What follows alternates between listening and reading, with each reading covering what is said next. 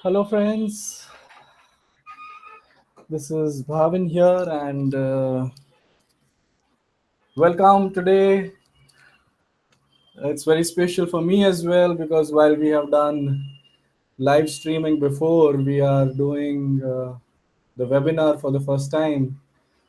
So I'm going to start with a prayer, and Parth is available on the WhatsApp group. Should you have any problems in connecting, they shall do their best to help you connect. Om.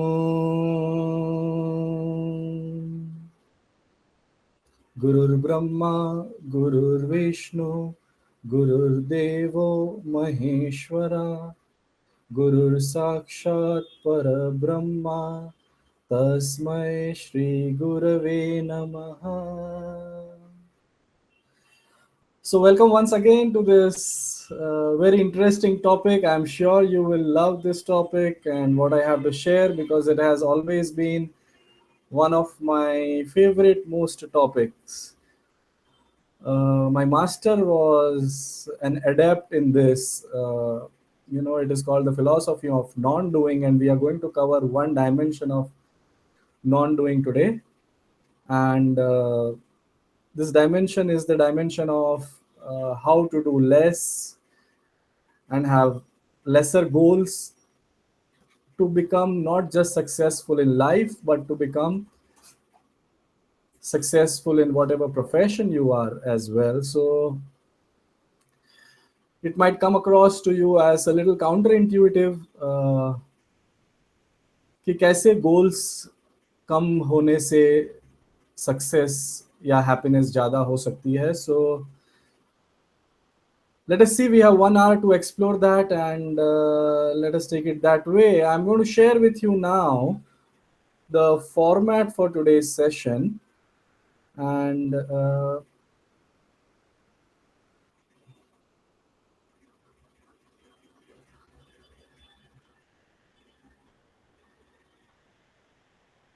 yes.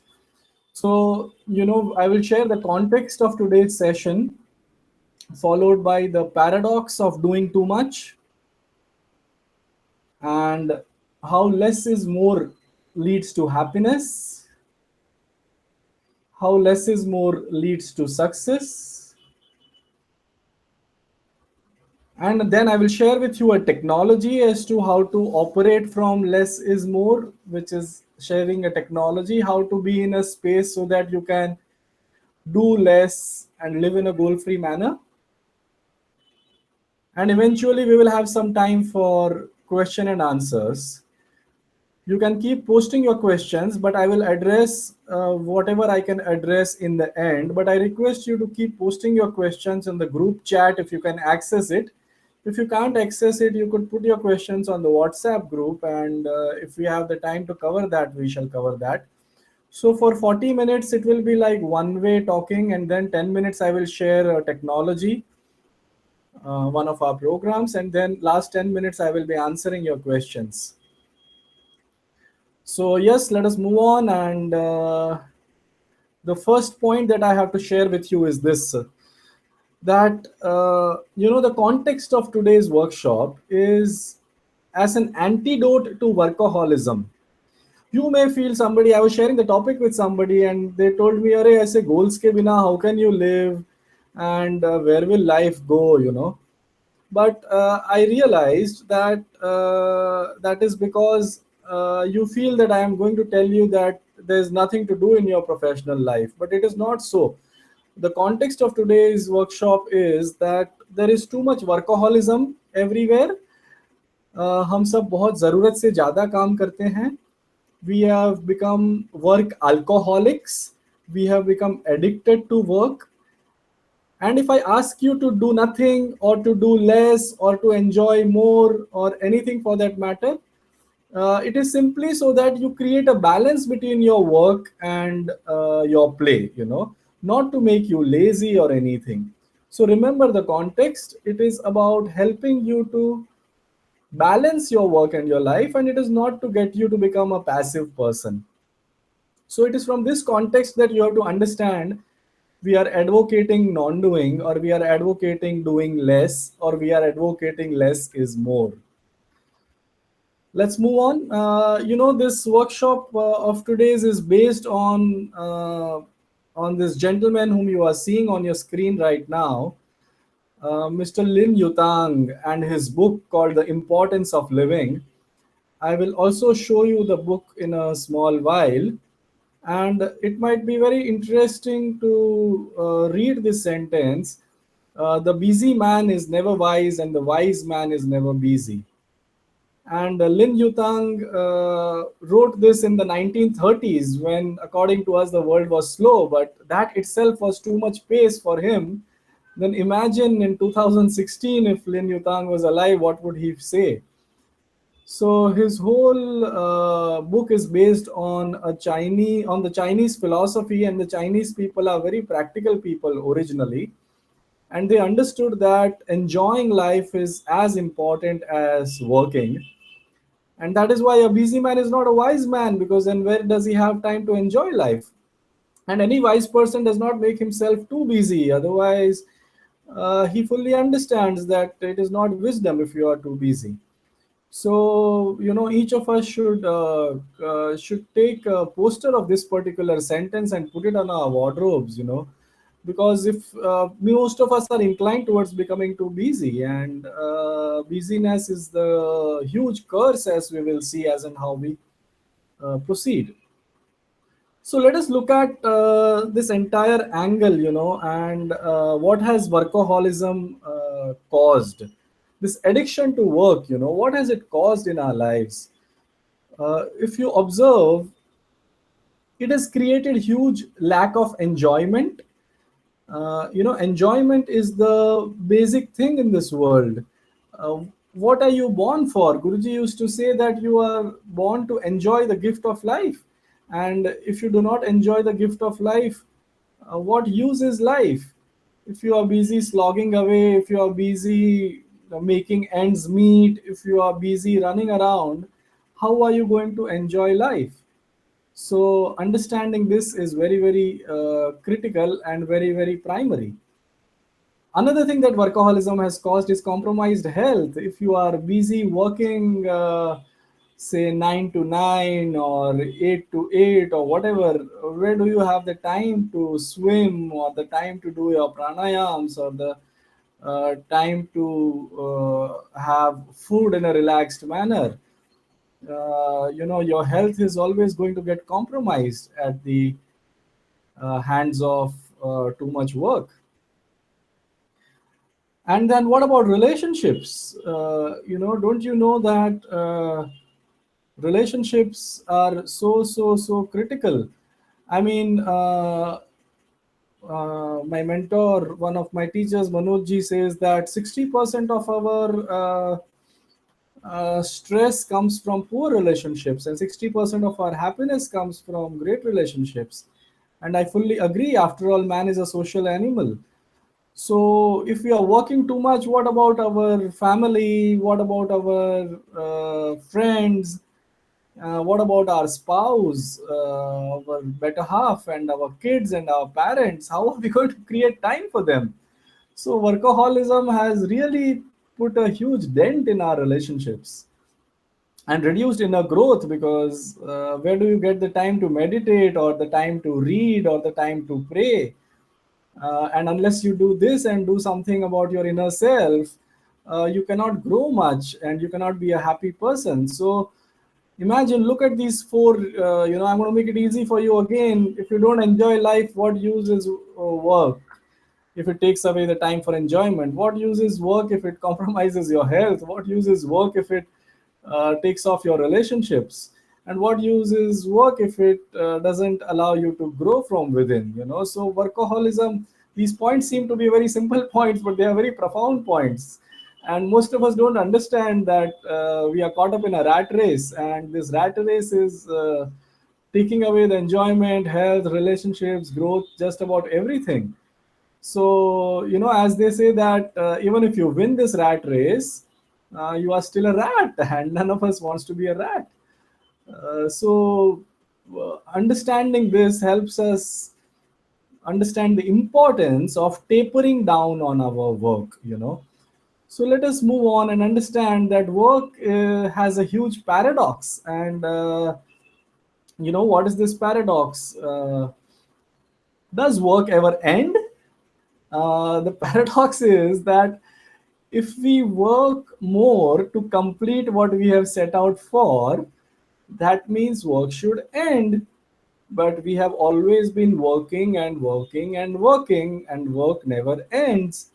So there seems to be some mystery over here, and that mystery is very simple to address. And here it is that the more you work, the more there is to work. And the reasoning is very, very simple.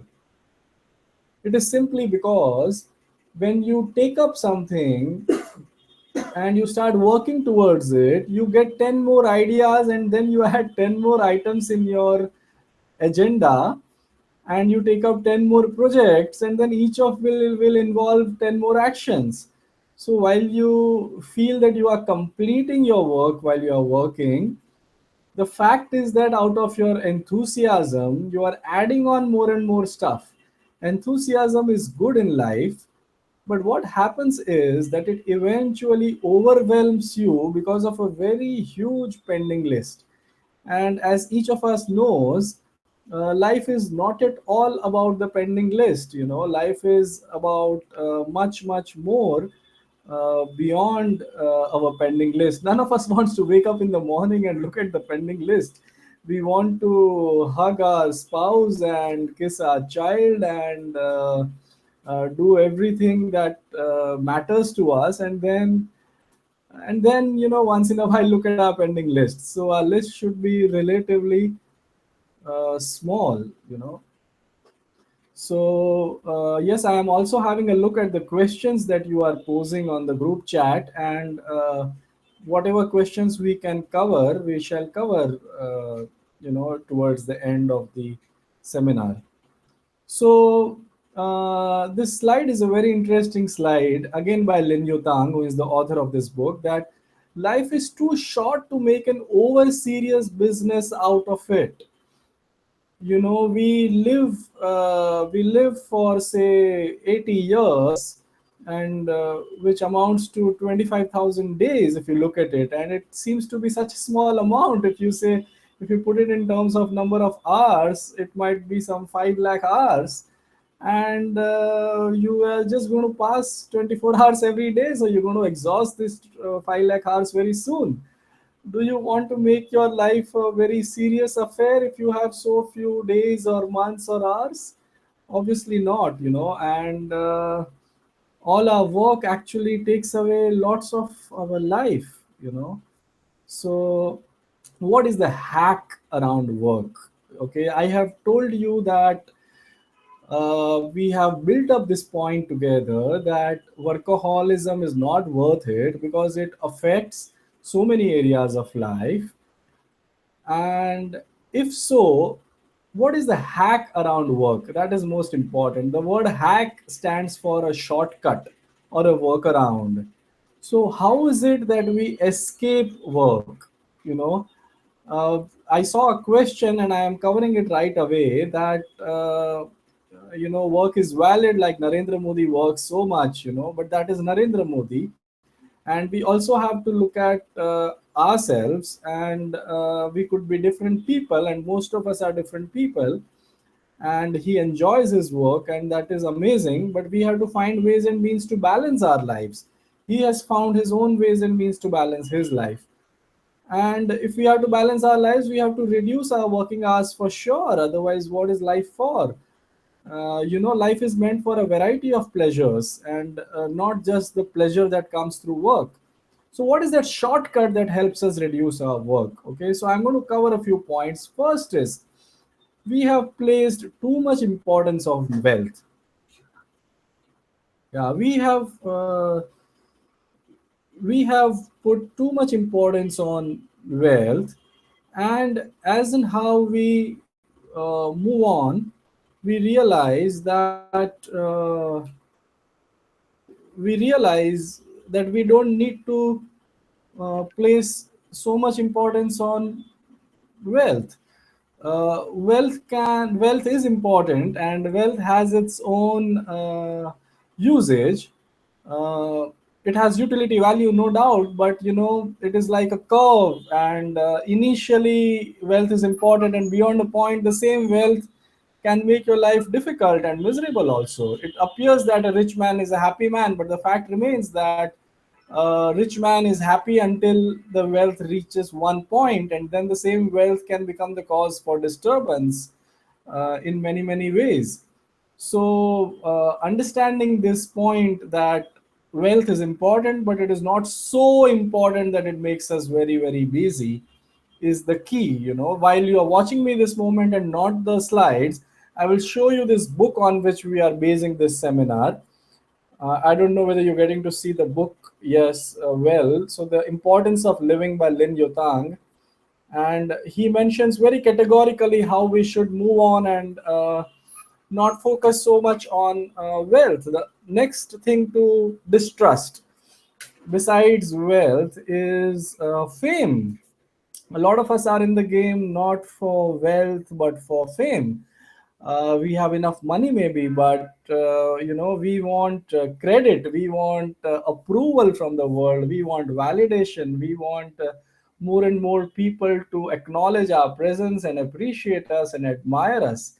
The celebrity mentality, I could say, and this is another surefire way to get yourself busy, because at the end of the day, to enjoy life you need time, and if the quest for fame is going to take away your time, then it is not a worthwhile quest at all. So, distrusting fame is the second thing, and the third thing is to distrust success itself. Many of us are in not for money but for fame, but we have become crazy about success, as if all our existence depends on success alone. And we have a sense of identity only if we are successful. If we are semi successful or less successful, it is as if we don't exist. They say that you don't exist if you don't appear in the newspaper, which is not a fact. We should be able to learn to live in a way that wherever we are and whatever we are doing, ourselves as we see ourselves as supremely successful. So, to be able to distrust success is also important if you want to buy time, because as long as wealth, fame, success are supremely important to us, we will never be able to buy time for ourselves, our family, our health, our relationships, our inner growth. So distrusting these three things is so important, and we move on, and let us cover this additional angle of distrusting efficiency. And I don't know how many of you will agree with me, but efficiency is good up to a point, but beyond a point, it can make us very robotic. It can make us into machines rather than human beings. Human being is good with efficiency, but with too much efficiency, the human being could simply become like a robo, because the whole glory of human life lies in being wayward, or being a master of your mood, or being somebody who just chooses to do things the way his heart is wanting to do, rather than choosing to do things like a machine. So, and our heart is going to ask us to do different things, and our heart is not necessarily efficient. The head can be efficient, the hands can be efficient, but the heart is in the middle of an efficient working day. The heart could take you out on a movie, or to get you to meet an old friend. And if you have to honor your heart, you have to leave efficiency behind. So distrusting efficiency, up to one point, again, efficiency is important, just like wealth, fame, and success. But beyond a point, and each of us has to have his own subjective parameter. Beyond a point, it doesn't have so much meaning. And uh, attached, or very similar to efficiency, is the whole concept of what I would call perfectionism. And perfectionism is a is a problem in itself, because it is a self abuse of the highest order. I always say that a person who is perfect wants to be perfect, but everybody else around him to be perfect. And in the process, he becomes a busy person because he is perfecting himself. And at the same time, he makes life hell for the people around him, because I mean, life is not perfect. Maybe a fountain is perfect, but is a stream perfect? Maybe a garden is perfect, but is a forest perfect? So perfectionism is something else altogether. It doesn't live in the dimension of life. It is about high efficiency and high success, but life is different. So when we understand that this need to be perfect is taking away a lot of our time and is creating a lot of frustration in the people around us, then we lose this quest of trying to be too perfect. And when is it that you are always looking for perfection, when actually there is a hollow inside you? When you are not full as a human being, you want everything to be perfect. But if you are full as a human being, you will see whatever is as okay. You will be contented with lots of things. So, this whole angle of perfectionism needs to be explored. So, you have the screen in front of you right now, and you look at these five things. The world and the society and even our parents quite often can make us believe that all these things are very, very important. And I agree with them that these are important. My only problem is when they become too important. And when wealth becomes too important, it takes away time. When fame becomes too important, it takes away time. When success becomes too important, it takes away time. When efficiency becomes too important, it takes away time. And when perfectionism becomes too important, it takes away time. No? So the whole idea over here is that you do not want to trade your time for all these things necessarily. Your time is immensely valuable, because it is through your time that you are taking care of your health. It is through your time that you are taking care of your family. And it is through your time that you are enjoying the gift of life by pursuing your passion and your hobbies and everything.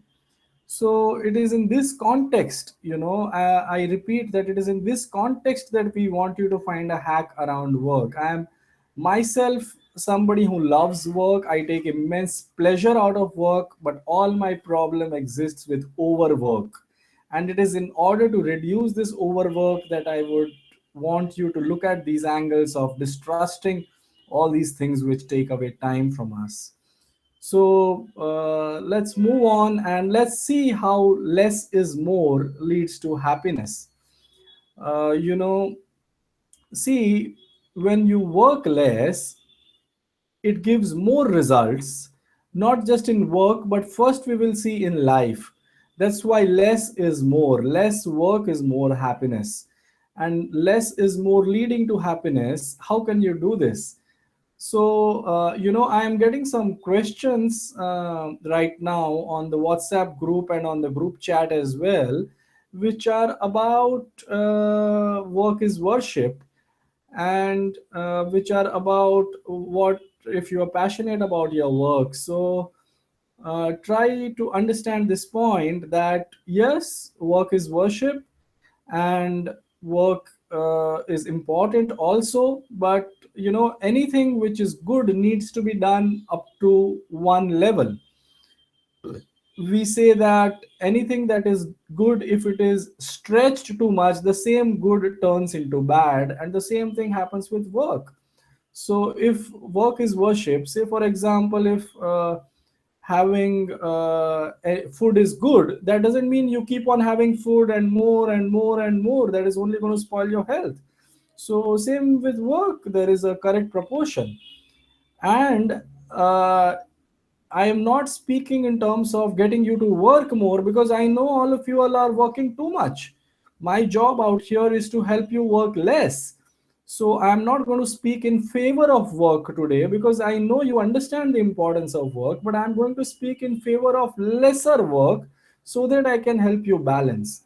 And one of the best ways to balance is by mastering what I call loafing. You know what is loafing? The word loafer, इस शब्द को हमने बहुत ही एक बहुत ही अपमानजनक शब्द बना दिया है। और इस शब्द का हमको अर्थ जो है समझना ज़रूरी है। And that meaning is a very interesting meaning. You know that man on your on that man who stands uh, on the choraha, you know, around your house, around your around these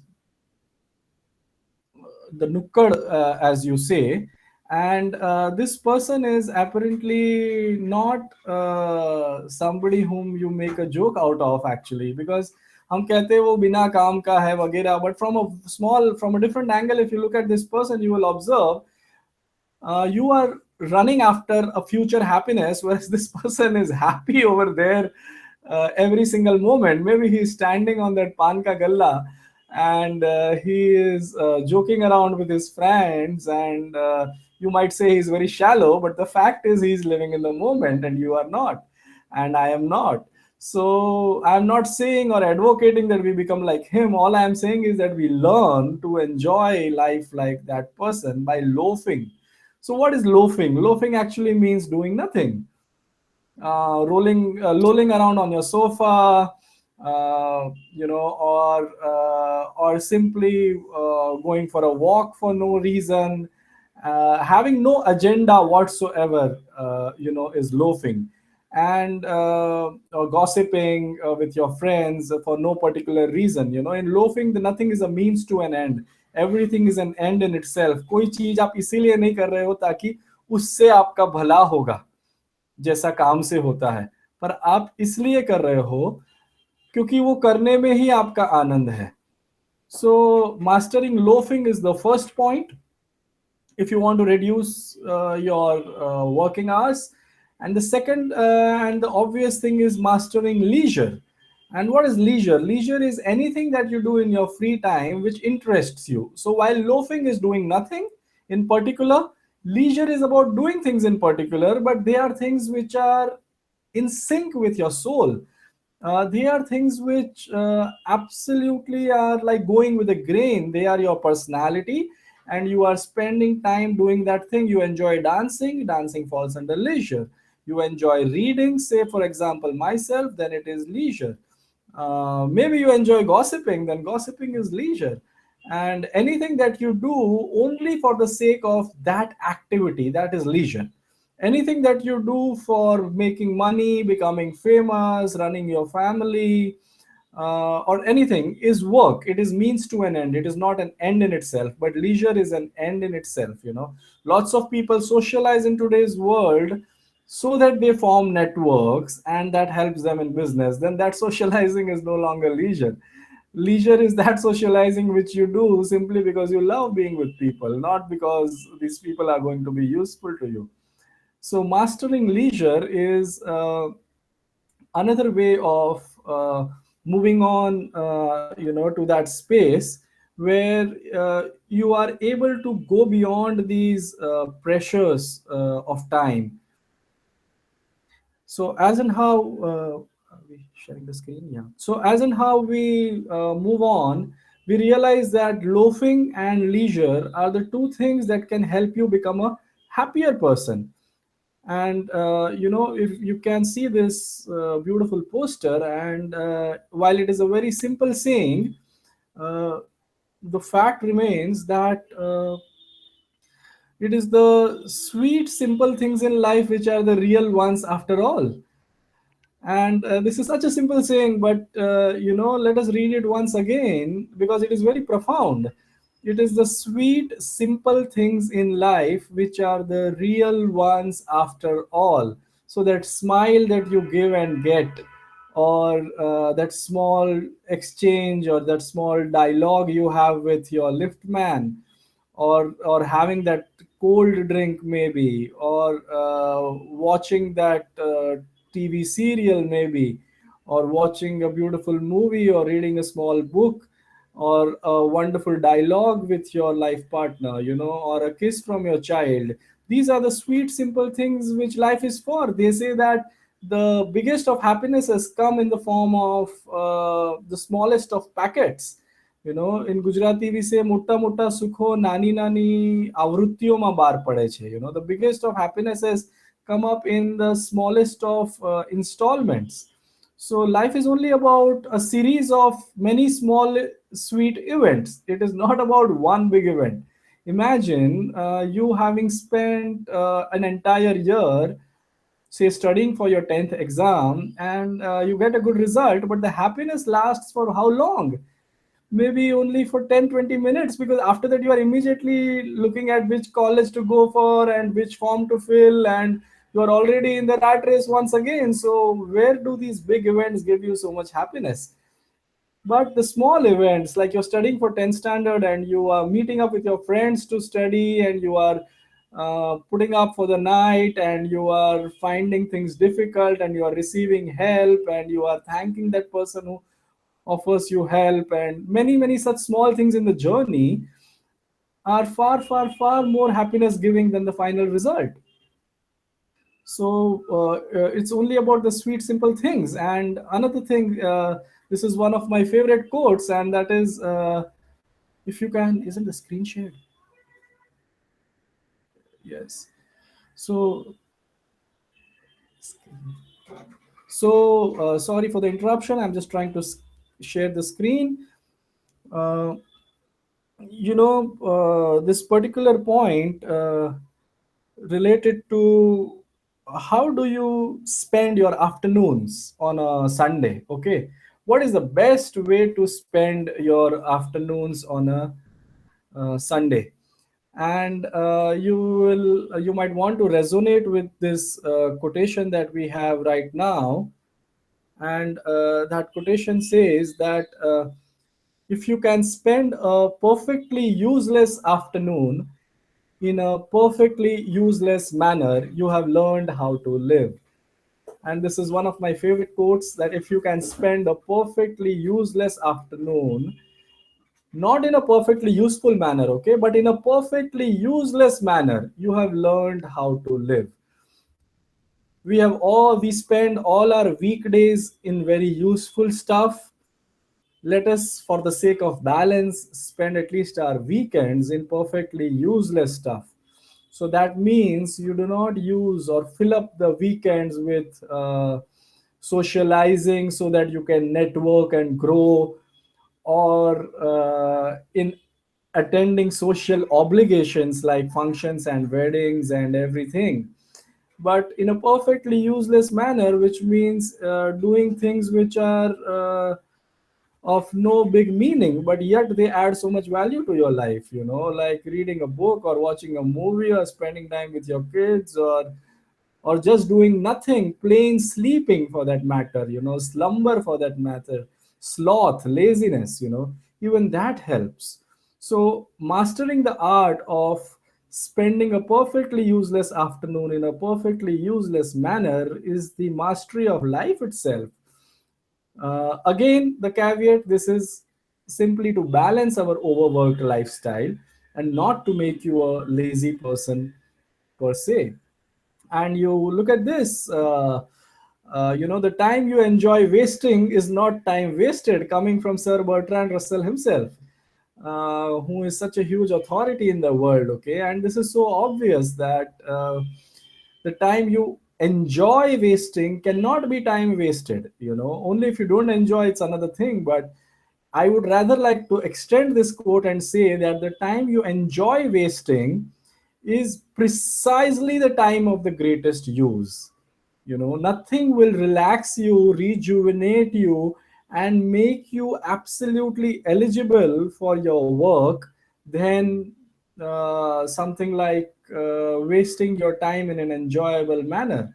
All your goals will be accomplished only when you are able to learn how to successfully waste your time in an enjoyable manner instead of thinking in terms of utilizing your time every single moment. So we are now moving on, and I want you to see this next dimension, which must be bothering you, that if you work less, how will we succeed? And less is more actually leads to success, friends. It is not just about happiness, because obviously less is more, or working less leads to more happiness through loafing, through leisure, as we saw. But imagine if the same master key leads to more success, and maybe this is a bumper for many of you. And now I shall explain it to you how. I don't know how many of you know that the way Narayan Murthy lived, for example, he lived in a very balanced way. It is very easy to quote Narendra Modi because his way of operating is very similar to our overworked way of operating. But then that is him. At the same time, you will find so many stalwarts like Narayan Murthy or Ricardo Semler or Tim Ferriss, who talks about a 4 hour work week, or Richard Branson, who does his dozens of businesses by moving around the globe in a playful manner. You know that these are the people who are not necessarily overworking. They are either working less, working reasonable, or working playfully, but yet they are as successful as an overworked person, or in many times, or in many cases, much more successful. So, how does this happen? So unconscious processing happens only during breaks and not during conscious work. So say for example, you have a problem and your mind has to solve that problem. Say for example, what happens, you are thinking of somebody's name and it is not coming to your mouth, and then you just let go of it, and then after 5 minutes, out of nowhere, the name pops up. And how is this happening? This is happening because during the 5 minutes when you were not consciously thinking about that name, that is when your mind was processing stuff, and it popped out the name for you through that processing. So if you want to be successful in life, you have to take time off conscious work. When you take time off conscious work, that is when all the insights come. And that's why the Mahatma Gandhi did his weekly silence on the first day of every week, which is Monday. When he's not doing conscious work, he gets the best of ideas. So when you're not doing your conscious work, when you are busy lolling around on your sofa, or parting away to glory, or having a great time with your kids, that is when your mind is actually processing in an unconscious manner all your work challenges, just the way it does in sleep. And it is through this unconscious processing during your waking hours that the biggest of your breakthroughs come on the next morning. It appears to us that it is through conscious thought processes that this has happened, but the fact remains that without rest there is no work. It is only during the periods of play and the periods of rest that this unconscious processing and problem solving is happening. Again, when you get back to the desk for work, it is only popping up. That's it. The work has happened in the past and it is simply popping up. So this is how working less or taking breaks leads to greater success. Another thing which I wish to cover today is the paradox of goal setting. you know and most of us believe that goals are wonderful, and I too believe goals do have some place, but we again tend to go overboard there. And how do goals actually harm us rather than helping us is what I want to make you understand. Just hang on with me. It might appear very radical or very different or counterintuitive to you, but what I am speaking today comes from a lot of research work, from some very leading authors as well and leading thinkers as well. How often have you actually accomplished every New Year resolution? Statistics say that not even 10% of your resolutions, New Year resolutions, get accomplished. There is a huge movement which says putting your goals on paper is the starting point. I am telling you that putting your goals on paper takes you nowhere. Not that you don't have a blueprint, you can have a blueprint, but becoming too rigid about your goals, problem begins. And how does the problem begin? So let us look at that. First thing is, goals make you desperate, and desperation is the last frequency you want to give to the universe. When your frequency is that of desperation, which has come through goals, that is precisely where anything and everything goes wrong. When you are playfully addressing anything, this is the theme of our next program, Emotional Insights, as well, that how to go beyond desperation. Most of us have goals, and then through the goals we become desperate, and then we are always wanting to bring those goals about, and in the process we feel why it is not happening, and then we feel frustrated and trapped. Research work says that the most successful people never bothered about goals. They were simply passionate, and they just went ahead and did whatever was required to be done, moment to moment to moment to moment.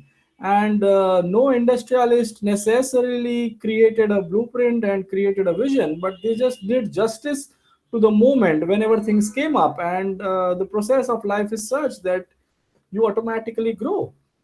Another thing that goals do is short term thinking. If you observe the corporate culture, which I have done with in great detail, it simply means that everything has become so short term. Do you really want to make things so very much short term in your life? In corporates, everything is about month end targets. So what is happening to the workforce?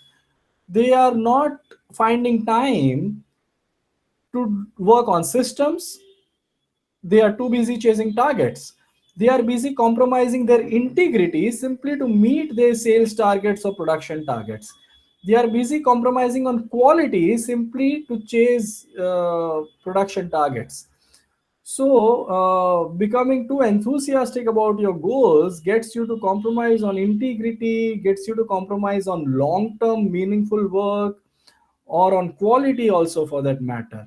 You know, third problem with goal setting is what I call opportunity blindness. When you are very clear that this is the path that you want, and even if other opportunities come, then you start developing a tunnel vision. All goals necessarily create a tunnel vision, and then anything outside that tunnel vision is no longer available to you. The biggest inventions and discoveries and business breakthroughs come from what we call the science of serendipity or synchronicity. So that if you are simply available in that moment, the new opportunity, whichever direction it is coming from, you can grab onto that. But if everything is a part of your pre-plan, then the new opportunity will also not be visible to you. You will simply shove it away. So being open, you could have goals, but becoming rigid about them, which is the problem with every person, is the whole issue. So when you are ready to settle for a scenario where you might have some visions, but at the same time it is your passion which is guiding you and not your visions, not your rigid goals, then you are not blind to opportunities, then you don't get into short term behavior, and then you remain stuck to your passion, and that is what creates all types of breakthroughs for you.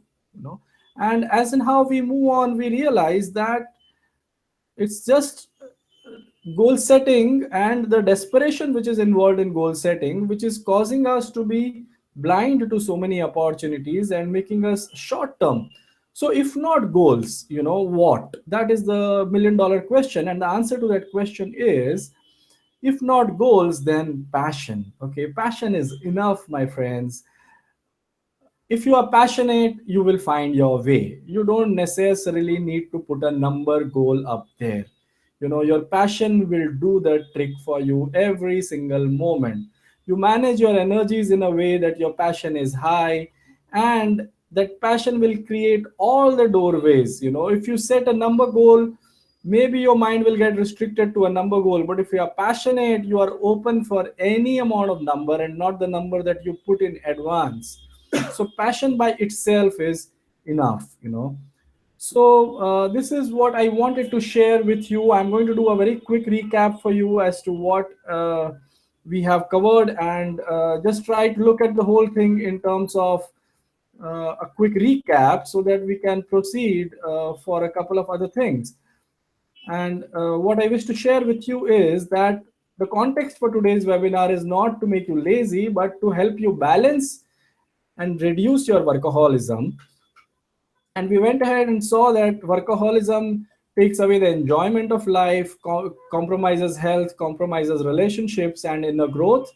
And at the same time, the paradox of work is that it never ends, and the more you work, the more projects you take up, and then there is more to work. So working more doesn't reduce the to-do list, but it expands the to-do list.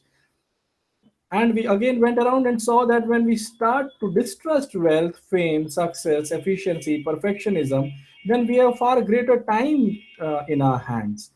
And when we have more time in our hands, this itself allows us more loafing, which is doing nothing, and more leisure, which is doing things which we love doing. And both of these things automatically lead to happiness. We are biologically wired in a way that loafing and leisure give us some of the greatest amount of happiness, which no amount of money making or fame gathering can get us. And we understood that less is more is not just about happiness but also about success, and unconscious processing is happening during breaks, and which is giving us all the results for the conscious work. And so it is creating breakthroughs.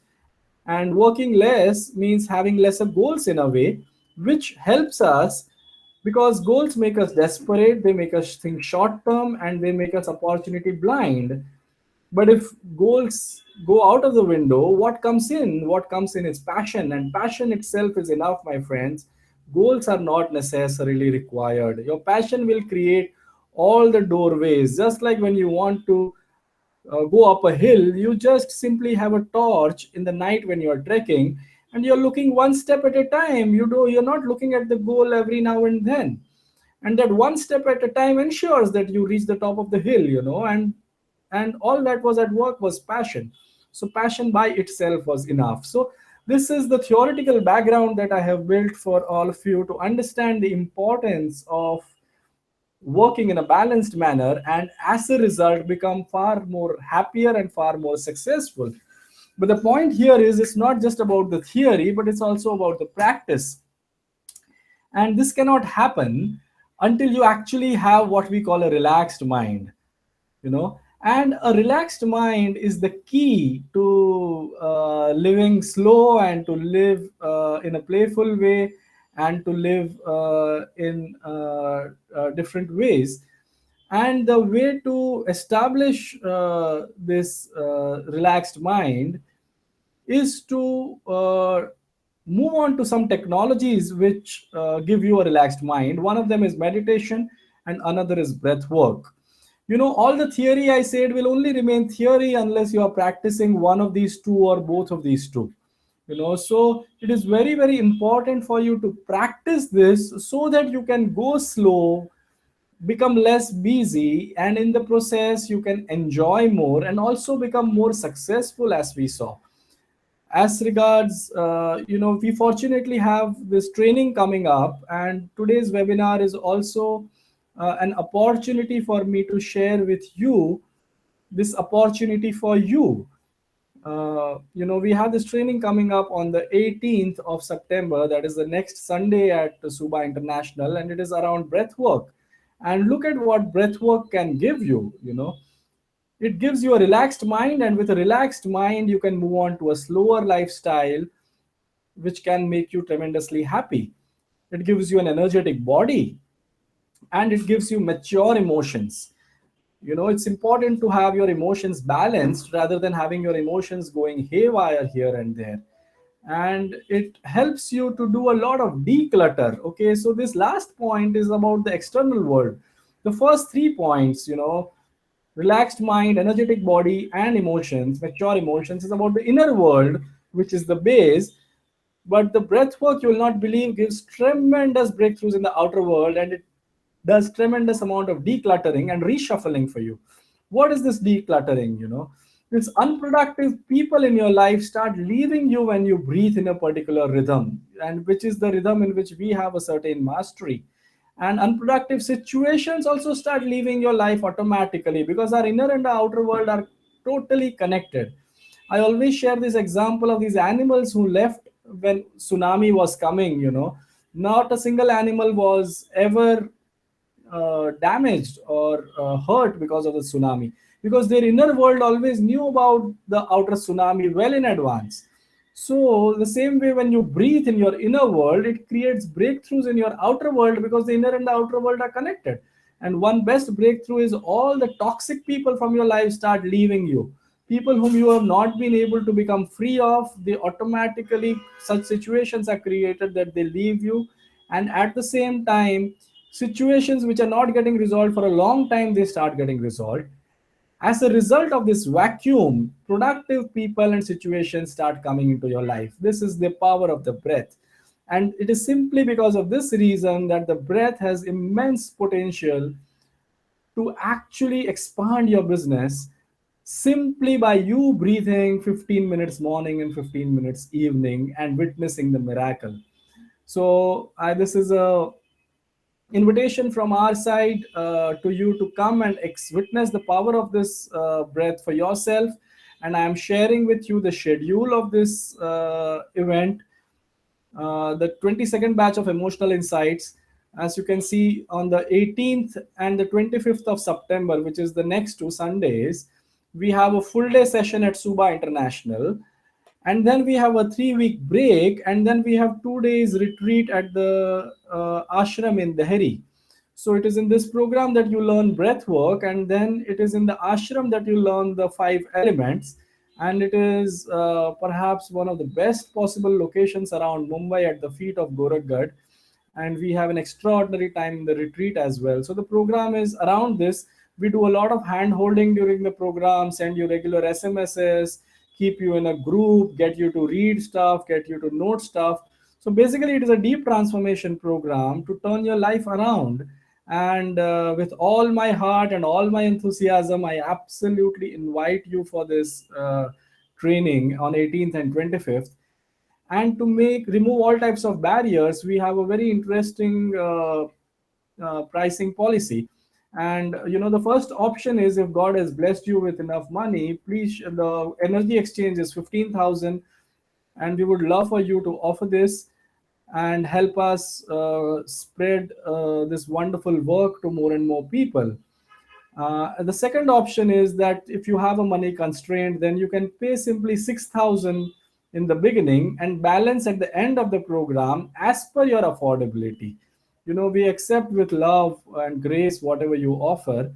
And while we would always want you to give us maximum possible so that we can spread this work, but it is our spiritual ethic that nobody should be deprived of our work simply because they can't afford. And we have this option. So I wholeheartedly invite you for this extraordinary training, which has created huge breakthroughs in my own life and in lives of maybe 600 plus students whom I have coached for this. And with that, I conclude the official part of my seminar, and I'm going to address some of your questions now. So, as I see them on the screen, and I'm going to go live now, and I'm going to take off the screen share from here. Just hang on for a second until I do that. Okay. So I observed one question which said that, what about Narendra Modi, and I shared with you that that's his way of living and it suits him. But we have so many role models who, like Narayan Murthy or Ricardo Semler or Richard Branson, and people like them work far lesser and are equally or more successful. And somebody asked me, what about work is worship? And I agree, work is worship. But just as I shared, doing too much of anything is never good, even if it is work. Just like food is also amazing, but having too much food causes issues. Doing too much work also causes issues. We should not use the philosophy work is worship to make ourselves overworked robos. And we should use the philosophy that optimum work is good, simply so that we live far greater balanced lives for the sake of our own health, our own inner growth, and for the sake of improving at work itself, and for the sake of our near and dear ones who always prosper and are happier when we share our high quality time with them. So that is another question that I choose to address. So if you have any more questions besides this, we have 4 more minutes as per the schedule, and we could also go beyond the schedule if you want. but you may please share your questions on the Q&A on Hangout or on the WhatsApp group. So one question from Dino is, can you give an example towards your life experience in means of how you worked towards your experiencing? Okay, so yes, practically, very beautiful question. And I have this way of operation that I don't have a very rigid schedule, and I don't consider that only Sundays are meant for enjoyment. Okay, so to me, you might find me working on a Thursday night at 11 p.m. also, because I'm passionate about my work. But at the same time, you could find me on a Friday morning or a Monday morning or a Wednesday afternoon watching movies, because I love to do that. So this is what I call being playful in your life rather than putting work on top priority. So when you are playful, when work is not everything, then life has lots of meaning. And I observe that when I do what my heart wants me to do, I come back to the desk with far greater power. And because I have followed my heart, now I am full from within, and I can access so many resources within me which I would not have had I not taken the break. So that was the last question that was there. And before we conclude, I would just want to let you know that yes, the recording of this should be available on Hangout for you to watch this later on once again, or to show this to your friends and family, or you can share the links also with your friends and family. I am extremely happy to have had this webinar today, because while we have been doing live streaming, this is something we are doing exclusively for our online audience. I'm sitting right in front of a laptop, and I was wondering whether I'll be able to speak looking into the camera, but I seem to have done a good job. I'll get to know later. And it was a huge pleasure being with you, serving you, of a huge pleasure contributing to your life, and a huge pleasure helping you to balance and add more life, take a little things away from work and to add more to life. So with that pleasure and with that note, I wish you all a wonderful night, and let us just close with a prayer.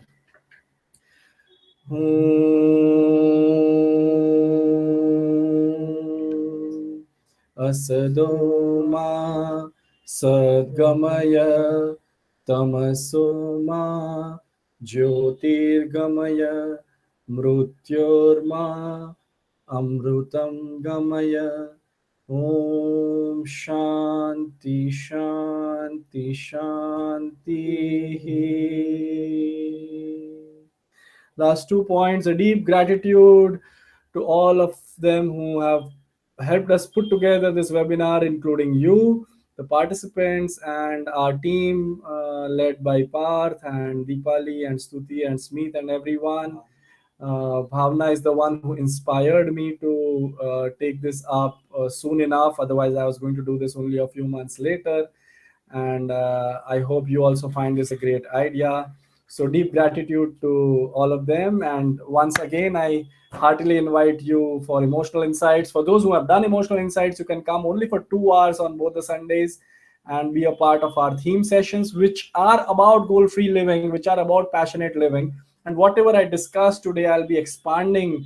I shared only over an hour today, but I'll expand using 4 hours. And how to become supremely successful simply by passion and not by goals. How to work less and yet be as successful as anybody who is putting maybe 20 hours at work on a daily basis. So with that closing note, have a great night. I love you all, and let me know how you found this webinar. Jai Gurudev.